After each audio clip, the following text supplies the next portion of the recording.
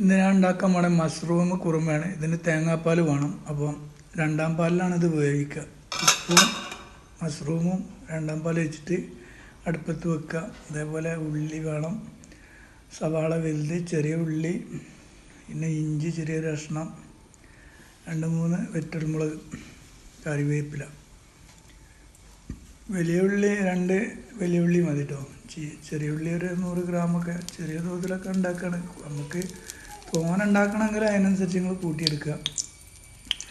അപ്പോൾ എണ്ണ ഒഴിച്ചതിൻ്റെ ശേഷം നല്ലോണം നമ്മളെ ഈ ചെറിയ ഉള്ളി, ഇഞ്ചി ഇതൊക്കെ നല്ല ഫ്രൈ ആക്കി എടുക്കുക. ഇതേമാതിരി നല്ല വേവണം കേട്ടോ മഷ്റൂം.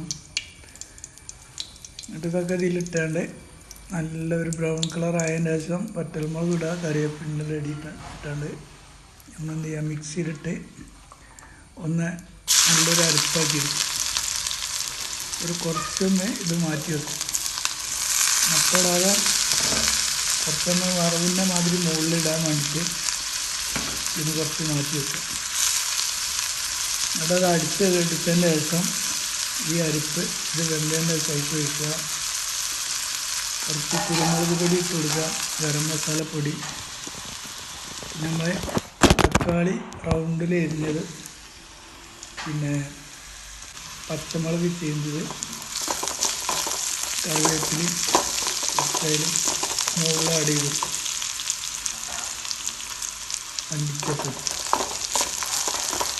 എന്നിട്ട് മാറ്റി വെക്കും. ഈ കുഞ്ഞുങ്ങൾക്കും മുതിർന്നവർക്കും ആർക്കും നല്ല ടേസ്റ്റുള്ള കറിയാണ്. ഒരു പ്രാവശ്യമെങ്കിലും ഞാൻ ഉണ്ടാക്കിയേക്കും. നമുക്ക് മഷ്റൂമിനാണ് ഉണ്ടാക്കിയത്. ഞാൻ ആദ്യം ചിക്കനിലുണ്ടാക്കിയതിന്, മട്ടന്, ബീഫ് എല്ലാത്തിനും ഉണ്ടാക്കി. വളരെ ടേസ്റ്റിയായ ഇതാണ്. ഒന്നാം പാൽ നമ്മൾ ഇതിലൊഴിച്ച് മിക്സിയിലടിച്ചതിൻ്റെ ശേഷം ലാസ്റ്റ് ടൈമിനായിട്ടേക്ക് ഇത് ചേർക്കാം. ചേർത്തതിൻ്റെ ശേഷം ഒന്നുകൊണ്ട് തിളപ്പിച്ചെടുക്കാനേ പറ്റുള്ളൂ. പിന്നെ ഓവർ വേവിച്ചാൽ അതിൻ്റെ ടേസ്റ്റ് പോകും.